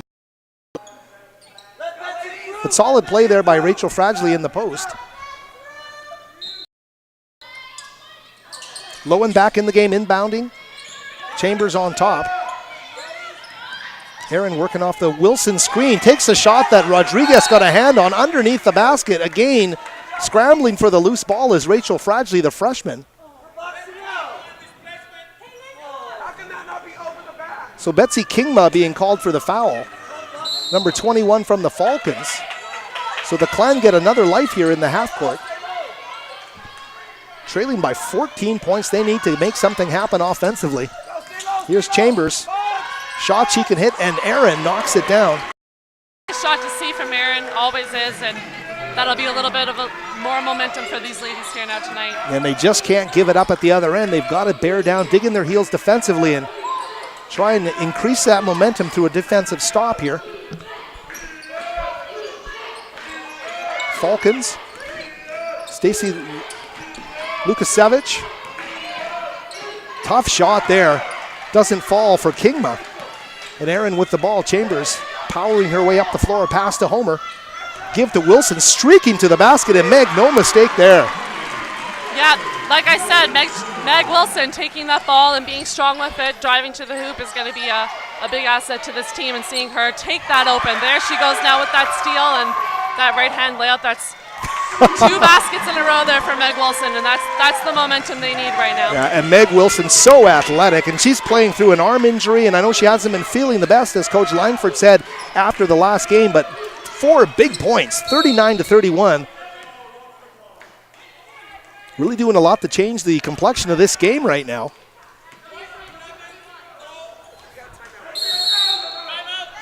So Fragile, I believe, with the foul there. I didn't see it. But a timeout on the floor. Yeah, Meg Wilson, when she builds a head of steam up too, I mean, great to see her at that size moving down the floor as well as she does for those layups. Yeah, Meg is definitely a momentum builder for this team, and if she can have a couple of good points there, it really does mean everything for momentum. She's great at those steals. She's great at those attacks, so it's nice to see her. And that's what's going to, yeah, that's what's going to have to happen. The Clan veterans are going to have to step up and really get things going. Simon Fraser, that's a number to look at right now. And comment on that, 1 of 11. I know it's a rhythm thing and you really want to get it going, but the 3 ball certainly would be helping them in a game they're trailing by 8 points. It definitely would, and I mean, we can see that Katie Lowen has missed a few, as well as Erin Chambers, and they know they can do it. They them back. It's about confidence. Langford always talks about making sure that you're not thinking about every shot you're taking, you're just taking every shot you're taking and being confident in it, so they definitely need to do that. The Clan's still leading in rebounds, which is going to be important in this game. And we're seeing 12 points from Meg Wilson, which is great. However, still seeing that many of players haven't scored a point yet, so it'd be nice to get them involved as well and having more people score. Yeah, only 5 Clan players have scored and no points from the bench tonight for Simon Fraser, so that really does put the impetus on the veterans and the starting group, and the fact that they're not hitting 3-point shots. They're not getting a whole lot of easy baskets either, and you sure want to get some of those. This is a low-scoring, grinded-out game right now. Seattle Pacific now set to inbound. There is Olsen. She's the leading light for this Seattle Pacific team. Quickly on top to Aubrey Callan. Right back to Olsen, and now to Lukasevich. Seattle Pacific taking their time. Callan to Lukasevich. He's going to get it right back. 13 on the shot clock. We can definitely see a little bit more energy on the floor here from the Clan. Going after loose balls. Yeah, just and watch. That's a foul called actually on, the ball is going to go to the Clan. I believe a jump ball was called there. Either way, the Clan keep them off the scoreboard. That's the MO here, and that's what they want to do with 14:46 remaining. Got a point lead. Meg Wilson did her share with 4 straight points, and here's Chambers. Drive and pull up off glass. Erin, huge. It's a huge shot for Erin Chambers. It's nice to see her getting in there. She says she has to be confident in her shot. I mean, the girls might not make every 3 that they take, but if they can get in there and take some of those 2s, it's all just as important. Exactly. Chambers then jumps in front, just like Alla. Wilson gets the steal, leads the break down the floor to Lowen. Katie can't finish at the end. Chambers with that basket, though, hits double figures at 10 points. Still well below her season average. And I'm sure Seattle Pacific is happy about that. Yeah, I'm sure they are. Tough for Katie Lowen, though, to get there. She is a small girl. She's a small player, so she's going to have to get up there and really jump for those. Oh, that is tremendous basketball by Olsen. The head fake frees her off that little dribble move, and she gets it to go off glass. Olsen makes it a 41-33 game. There's no doubt Olsen's a versatile player and a very good player. And she's shown it here tonight. Here's Wilson. She's shown it as well. Meggs drives and comes to a jump stop. And great passing there by the Clan, really getting the ball in every player's hands and going around that 3-point line and getting that open girl is a good move for them right now. Well, that Clan team didn't lose their poise in the late going against Montana State Billings, Rebecca, and you bring that up because that winning basket by Samantha Beauchamp, I think 5 players touched the ball. So that's what they got to do. They got to trust each other, as you said, off the top, and we'll see if they continue to build that down the stretch drive. Here's Lowen now, quickly cross court to Wilson. Meg having a bit of trouble squeezing it, but she gets it back. Running in the passing lane, though, is Olsen. Kett in chase along with Lowen, but Susanna Olsen right to the glass, and she is killing the Clan. Susanna Olsen, number 11, doing the job here. Kett quickly, though, kicking out to Lowen. The Clan just can't seem to get their 3-pointers in tonight, and Susanna Olsen is definitely taking charge of this team, this Falcons team, and making sure that they're getting some points on that board still. Great play there by Elisa Homer. But there she is again, Olsen jumping. Susanna Olsen, Clan can say a lucky prayer that she missed. And it'll keep it at 10 points here. Homer, I don't believe has scored yet, so to Chambers. Aaron turns a corner on the baseline. Foul being called on Kingma. Aaron turned the corner with some purpose there. Rachel Flagley coming in here right now and taking off Ellen Kett, putting a little bit more size on the floor. We've got both Megan and Rachel out there now, and even Aaron coming in with girls well over 6 feet tall. See how that works out. Fradgley touches it right off the bat, gets it to Homer. Chambers now with the basketball. She's just going to hoist, and still can't find the mark. Tough break there for Aaron. Had a good look at three, couldn't get it to go. Seattle Pacific now. Jordan McPhee, number 33, checked into this game. Got a foul being called here on Elisa Homer. Just a grabbing foul there. You got to stay off those girls when they have the ball, take your step back. There's no need to reach. Well, Homer's going to take a seat, and Alicia Roberts will come into the game now, number 32. Simon Fraser needs to pick up the tempo. They need some easy baskets here, and you got to credit the Falcons for not giving Simon Fraser anything easy tonight. Here's the main perpetrator in the whole deal, Olsen. She's going to kick it across court. Skip pass down low. Wilson coming out of nowhere with a block. It's a great move by Wilson, really getting up in the air, making sure she doesn't foul the girl. And there's Roberts with a three ball. Doesn't go. Fradgley gets the offensive rebound. I believe a foul is going to be called. It's going to go against McPhee, number 33. A 5'10 freshman. A timeout on the floor. So Meg Wilson has really done a solid job here. She brings. Is it going to be enough tonight? Have they left things too late? What needs to happen here? Things have to happen. When you get into a situation like this, situation and time left, what are your thoughts? Yeah, we've got a little under 12 minutes left, so there's definitely still time. And we're only they're only in a 10-point lead right now. I mean, we need the girls to make those smart decisions. We need the people that that produce points to do that. We need Katie Lowe and we need Erin Chambers to shoot the threes and get those shots that they're used to. And our bigs need to come in, step up, and get some rebounds.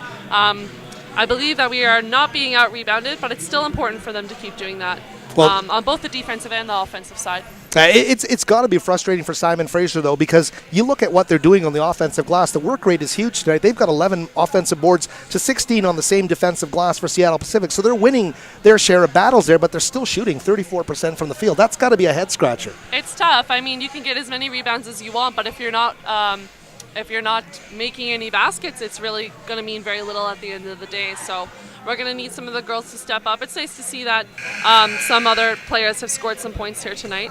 However, we're definitely going to see Erin Chambers stepping up a little bit and taking advantage of this defense here tonight. Yeah, and we saw a big step forward by the two freshman posts, Fradgley and Beauchamp, in the last game, shooting about a combined 75% from the field. And it's a learning process. Fradgley out there now, and we'll see if they can't also be a part of what's happening here. As Lowen inbounds quickly to Wilson off the glass, and Meg with a big basket there. That's a great execution of that play. That's exactly what that play is for, and they did a great job there just then. Execution, execution, execution. Now at the other end of the floor, need some defensive execution, trailing by 8. And here are the Falcons. Great job by Lowen there, jumping in. She might have jammed a finger there, but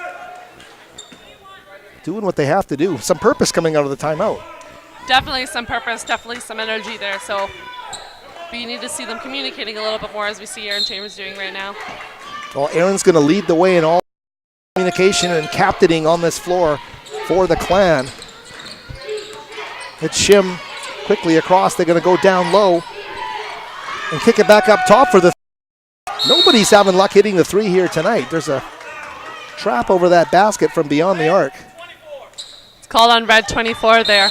With the foul there, and the Clan will take the ball. So Grazier getting called for the foul there. She brings some height to the position, not one of their top scorers. Here is Roberts to Wilson. They'll get the ball over half court easily. Fragilely back to Roberts. Simon Fraser needs to find something that works, and that shot from distance not falling. Here's Roberts, cross court to Lowen. Little head fake, gets her on the baseline. Skip pass to Wilson into a triple team and blocked. And stripped to the ball there by Molly Grazier. That gets Olsen down the floor in a hurry. Seattle Pacific, a veteran team, and knows what to do to protect the lead here. Slowing it down, playing with purpose in the half court, but want the best shot they can find. Grazier skip pass to Olsen. 6 on the shot clock. Olsen dumps it off to the wing.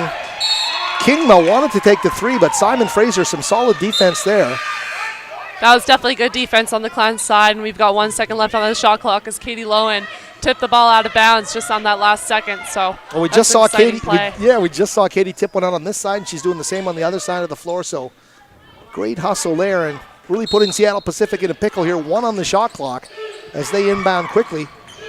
They're going to go cross court for the jumper on the baseline. Look, a real makeable shot. They did a great job to Grazier, but she missed the shot.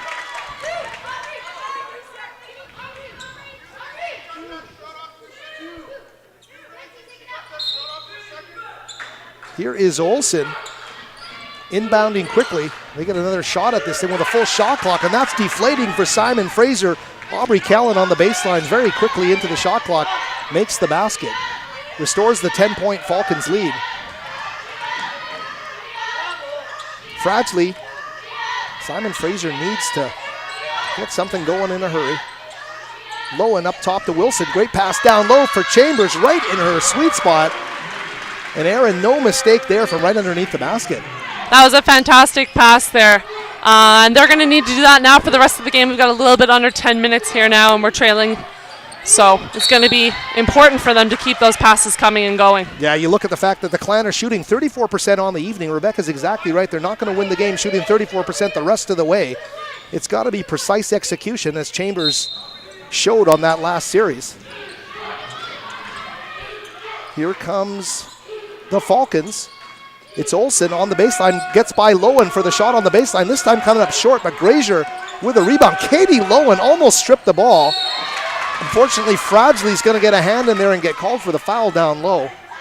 It's really important for those big girls to stay on the floor.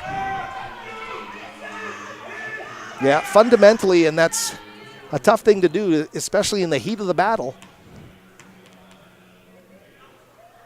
Here are the Falcons at the free throw line now, and they're going to make the first.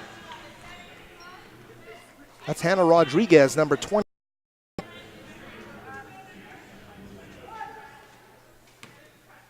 Rodriguez, that threat to be a double-double type of player, but also can do things defensively. Too strong off the back iron. And a wrestling match for the ball there between Beauchamp and Grazier. The Clan just can't seem to hold on to the ball on those rebounds there. They're going to need to get the butter off their fingers a little bit and grab that ball. Well, butter on the fingers is right here. 9 points trailing with 9:29 remaining, and we'll see what they can't do here with Wilson and Chambers steering the ship. Robert here. Wilson, Chambers cutting on the baseline, can't find her. So Meg's going to put it on the floor. This time she's going to get bumped as she dribbles. The 1-on-1 in effect here. The foul being called on Kingma, check that. So Wilson with a chance now to step up to the free throw line. Not a lot of free throws being shot in this game. 11 total free throws. Too strong off the back iron, but Beauchamp with a rebound there. Recycles nice. It's great to see her getting in there and getting those boards. That was a very good board, a very important board. It was. And Katie Lowen right there back at it again. That was an important one. Going up and getting those 2 points. That was a great job and a great show of her athleticism. I agree. I really love Katie Lowen's game the last 5 or 6 possessions. She's been hustling on the defensive end. Almost got a strip of a much larger player down low, and that time stuck with it, finished on the offensive glass. 46-39, now the score 7 points, and there's a turnover there. No. The Clan have all the momentum now, which is great to see, and they're getting out there and getting some baskets. It's Sure. Taking advantage of Seattle Pacific's turnovers is going to be a crucial part of this game. Well, Clan Nation is touching wood right now that the comeback has started. They're going to have to cope with a bit of pressure here as Ket comes up the floor. Quickly to Aaron Chambers, quickly to Meg Wilson. Right back to Aaron. This Clan team doing it without the three-point shot, a key part of their arsenal. They're going to go down low to Chambers in the paint, and that extra defensive help comes quickly. You know, that's just a communication piece too. Not telling the player that someone is coming is gonna cause those tough turnovers in a close game like this. It is, especially putting Aaron in a tough spot there because they're all going to collapse on her and the turnover quickly. Simon Fraser needs a defensive stop here. That is Lukasevich, and she gets past Beauchamp, herself up. 48-39. Here's Chambers from 15. Swishing it is Aaron Chambers. Starting to look like Aaron time here for the Clan. They get back to 7. And they know this is not going to come right down the floor and hoist up a shot. They're going to work it in the half court, work that shot clock. So now a timeout on the floor. And this Clan team, as we mentioned, starting the season with 3 straight games at home, but they are going to come up against it as they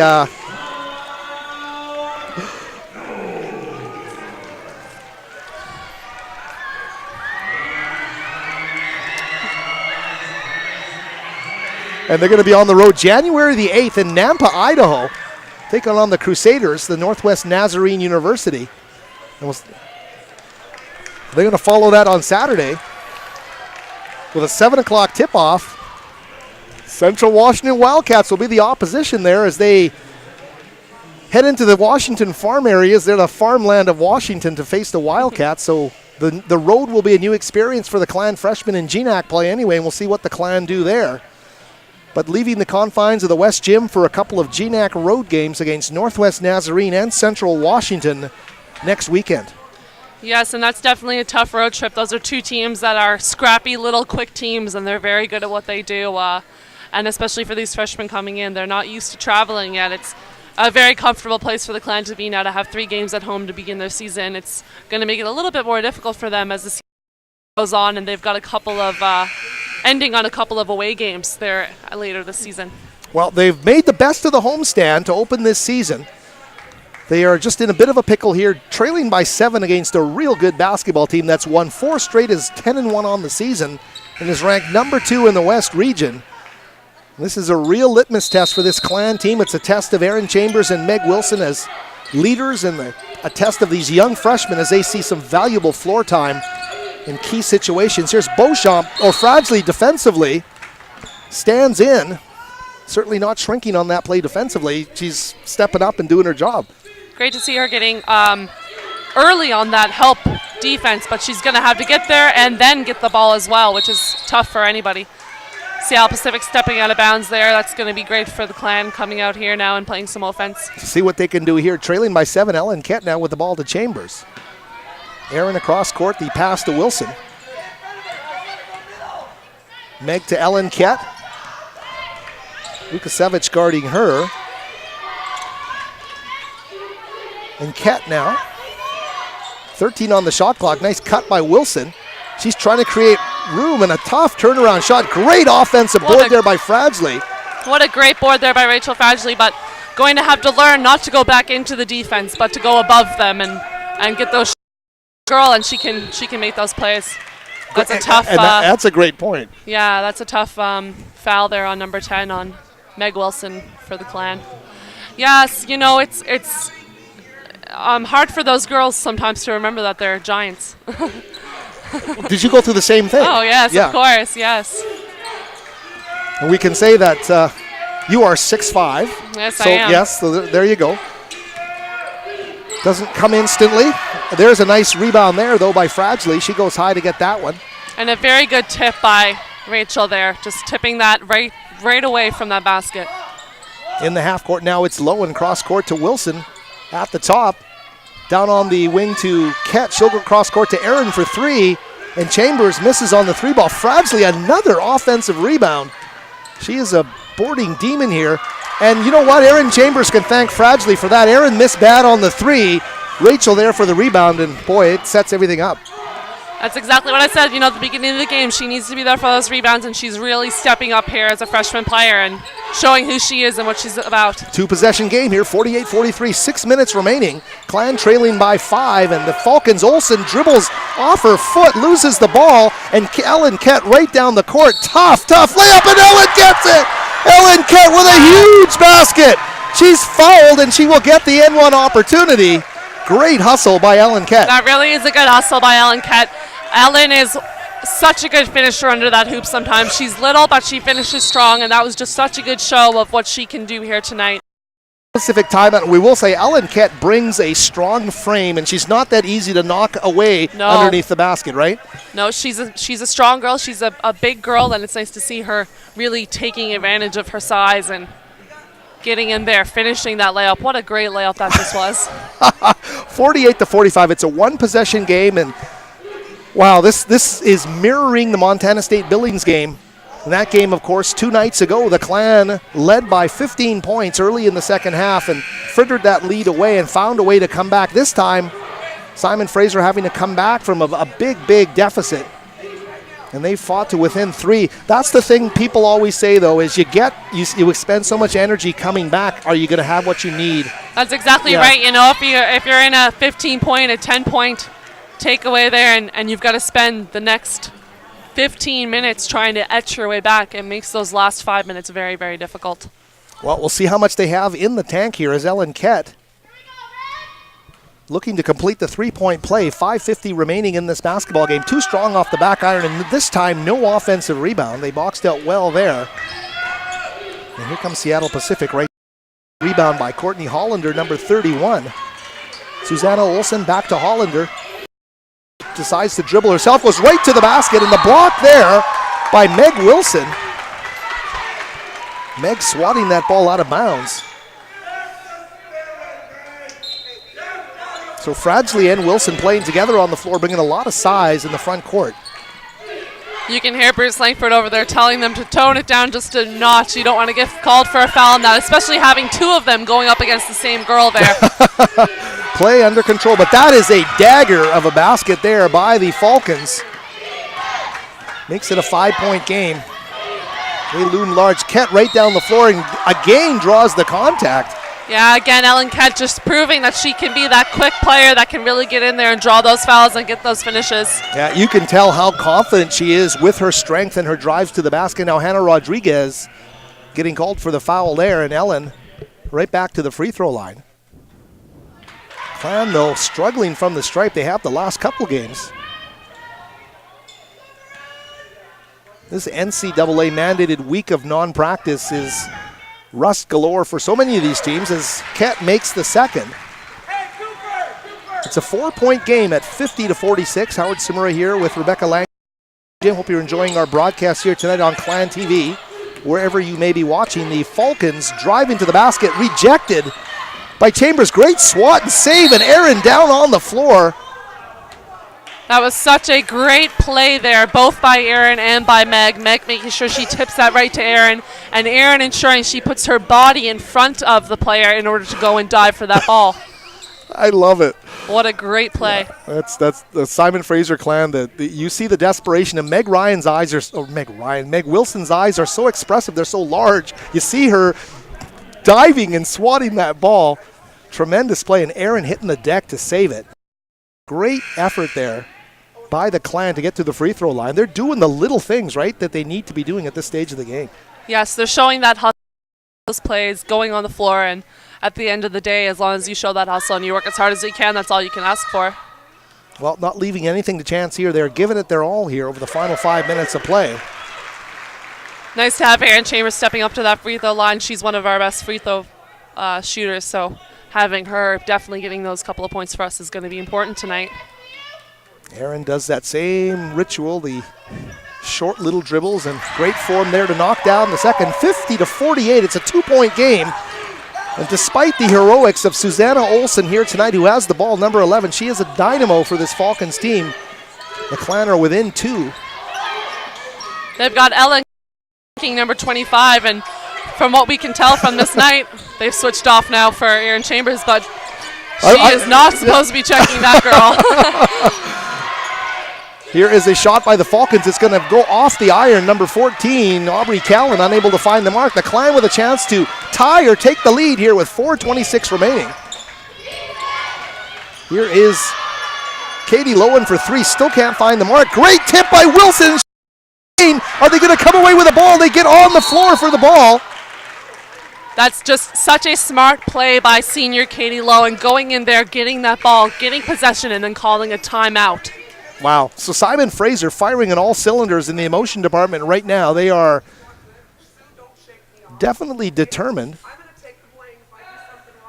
And the Falcons, we can hear their timeout right now. And clearly the message here is keep your composure, because this Clan team is coming on like gangbusters. And so many inspirational plays, getting on the floor, all the little things that you're never going to see at a box score are really helping Simon Fraser right now. Exactly. It's those hustle plays. You know, those are the hustle plays, and they don't have a spot for that on the play board, but it's definitely the important plays that get the momentum for the team. It's the charges and the floor dodge and the tips, the blocks that really build momentum and make people excited about the game. Yeah, and we've seen a lot of those from Wilson, Chambers, and Fradgley, and Ket as well. I mean, they're all chipping in down the stretch drive here, and it's huge for Simon Fraser. Yeah, we've got Erin Chambers scoring quite a few points in the second half, and Meg Wilson stepping up again. We see Ellen Kettis put a couple of points on the floor there now, which is great to see. And that largest, still leading in rebounds as well, which is perfect. Well, we talked about the swing from 11 up for Simon Fraser to, trailing by double digits. This Seattle Pacific team built their lead to as many as 14 points, so credit the Clan for clawing back against a pretty deliberate Seattle Pacific team to get within 2 with plenty of time remaining in this basketball game. The Simon Fraser team, though, tonight doing starting group, no points from the bench tonight. And certainly that's not an ideal situation, but, experience is shining through right now. And you look at those 4 key players on the floor in Lowen, Ket, Wilson, and Chambers, and they're getting it done. They definitely are. And, Seattle Pacific is calling right back. They've got Susanna Olsen scoring 16 points so far in this game. Callan with 13 and Rodriguez with 11. So those are going to be players to watch in the rest of this game. We've got about 4 minutes left here, and the Clan are trailing by 2 points. And wanting to get a tie or a lead, here's Lowen. Nice skip pass down underneath to Wilson, and Meg is going to get called for the travel. That was a perfect pass there by Katie Lowen. Meg just needs to make sure she gets her composure before she makes the move. Langford always says, get the ball before you start to move. And everybody is excited down the stretch drive here right now.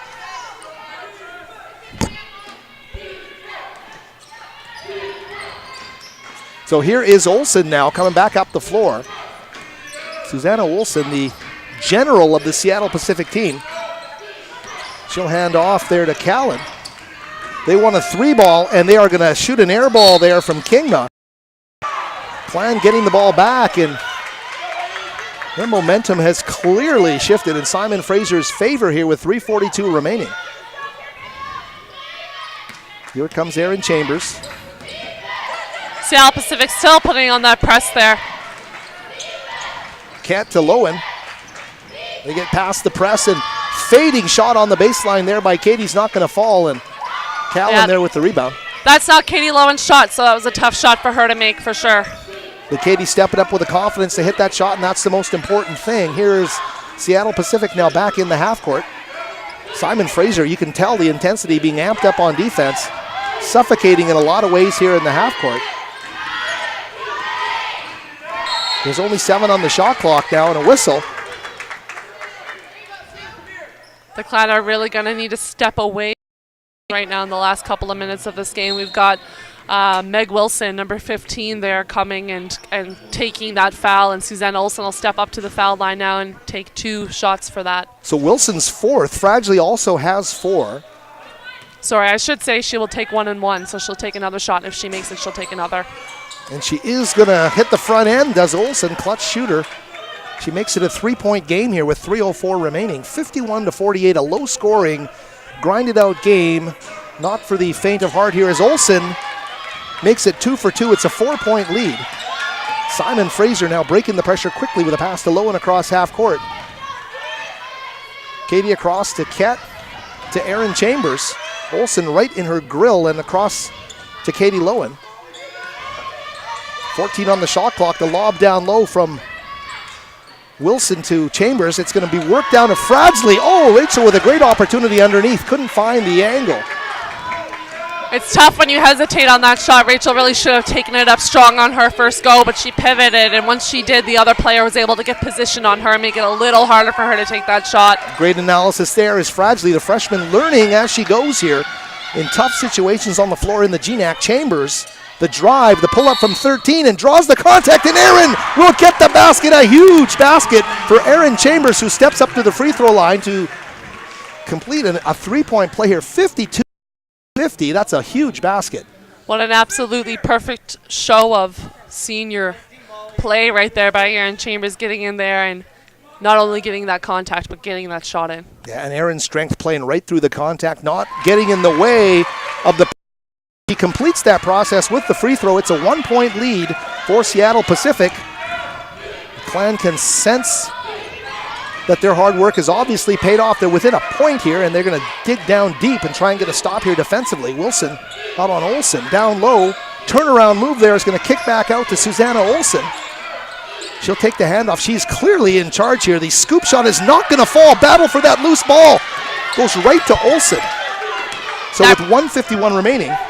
That really is too bad, you know, going up, Rachel Fradgley going up for that and not being able to get that board, having it getting tipped away. Meg Wilson there going for that steal there and actually getting called for a foul on the hole. And that's going to be her fifth.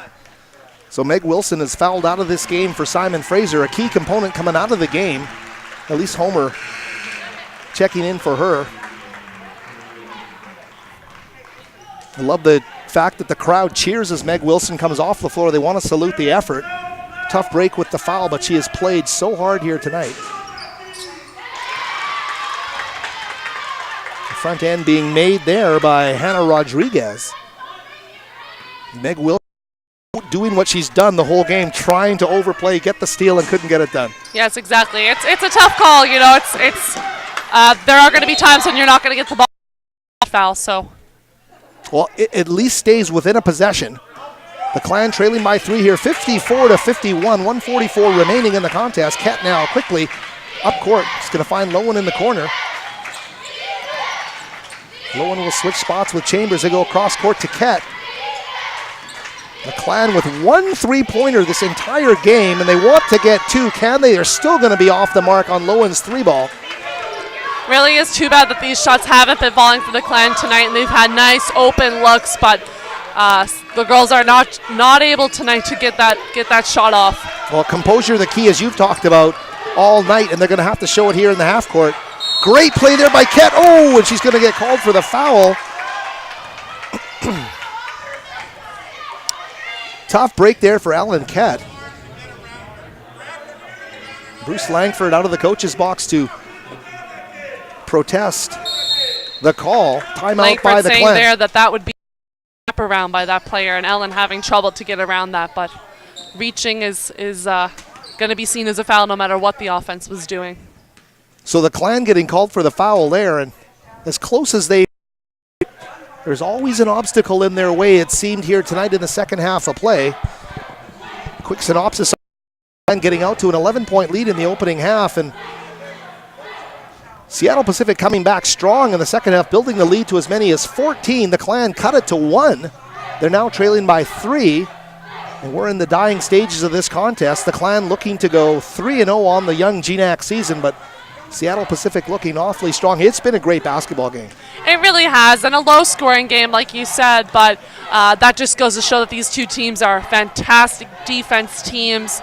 They're teams that have been working very hard in this game, and it's a grind game, you know. It's 54-51 right now, a couple of minutes left in the game, so it'll be interesting to see how the next couple of minutes play out. And I think we're going to see these teams, and of course Simon Fraser will rematch in the Emerald City at some point later in this season, but they've already met twice in the playoffs over their SFU short Division II lifespan, so you know these teams have built up a great rivalry.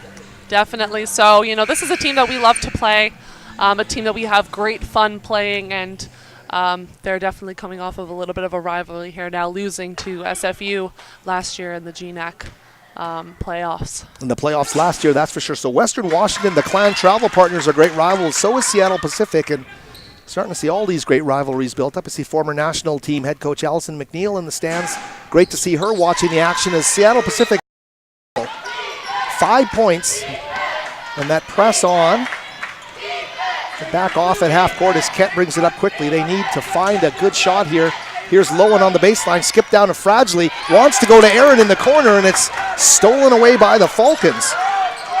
That really is too bad there for Rachel Fragile, trying to get that ball over to Aaron Chambers, just not having the ability to do so. Yeah, with 48 seconds left, Aaron forced to come up and foul.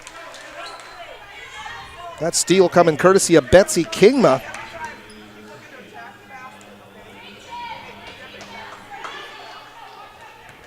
So 5 points. And the Seattle Pacific adding to it. They've been clutched down from the free throw line. They're getting their opportunities and making the most of them.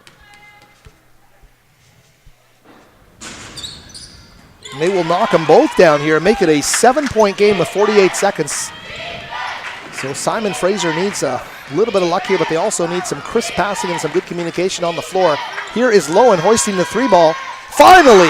Wow, that is such a great shot there by Katie Lowen, and what a momentum builder that is with 40 seconds left in the game. The Clan only trailing by 4 now. And certainly there's no time to wallow in the fact that you haven't been hitting threes. When you're Katie, you've got to just hoist it. You've got to get it up, and she did a great.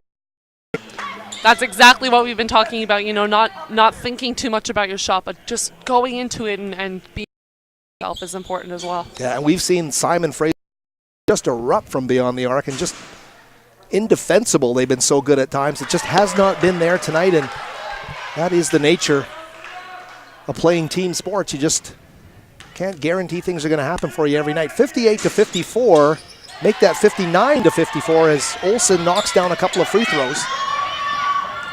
Here is Homer right to the basket. He's going to get it knocked out of bounds. Frustration on Homer's face with 30.9 seconds left. So 0.9 seconds left difference between game and shot clock here. So Seattle Pacific inbounding the ball with a 5-point lead. They're going to get fouled immediately. That's Aubrey Callan will step down. I was looking there for a couple of minutes there, like the Clan might be able to take this game away, and we're in a 5-point deficit here now with 28 seconds left in the game, and it's going to be tough for them to get out, especially if these 2 foul shots are made. Yeah, and that is the essence of this game. The beauty of this game is the magnification of each possession as you go down the stretch drive. They just got huge, those possessions down the stretch, and if it's 1 or 2 possessions that you can't make at the right time, right, you lose too much, and you're forced to foul, and it gets to be a tough situation. The Clan, exactly. Yeah, it's a tough one here. They're just going to have to stay strong mentally and see what happens, what bounces can potentially go their way. But certainly looking very much in Seattle Pacific's favor as we get to the nitty-gritty of this basketball game. And Coach Langford is going to be looking for a 2-for-1 now, where we'll score 2 baskets before, and they'll only score 1 in the next 30 seconds here now. So let's see some determined play from the Clan after these free throws, and that's a big one there, though. This one here, though, is absolutely huge. Makes it a 3-possession game, and they knock it down. So the Clan in dire straits here, but they're going to do what they can as Homer gets across half court. She's going to hand off there to Lowen. They want her with the ball. Thought maybe she might hoist. Here's Ket going inside to Fragile. Rachel to gain some space, can't do it, but gets fouled underneath by Grazier. Grazier has definitely improved this year, coming off of, I believe, her rookie season last year and playing under Katie Benson, and now just coming into her own as a player. You can see she's gotten a little bit bigger, a little bit more confident in her play. So it's nice to see even players from other teams growing and becoming good over their years. Yeah, and she's going to be that kind of defensive stopper in the post. You can see that she's going to get matched against top post players and other teams. Definitely an undersized post, so she's going to need to become very good defensively for her team. Well, Seattle Pacific is winding it down. There's it's a 5-point game with 7 seconds remaining. Clan aren't fouling here. They're going to let the clock run Coach down. Langford there now saying don't foul, or 1 second left. 61-56 is going to be the final score. The Simon Fraser Clan suffering their first loss in GNAC play at 2-1 on the season. Seattle Pacific coming away with a big victory here. You know these teams are going to meet again. I have to say thank you so much, Rebecca Langmead, for joining us here. It's been a great day from the location here at the West Gym. We thank you all for watching, and we will be with you from the West Gym next Thursday for Simon Fraser men's basketball. Howard Samuri here for my broadcast partner, Rebecca Langmead, thanking you so much for joining us and signing off here tonight from Clan TV.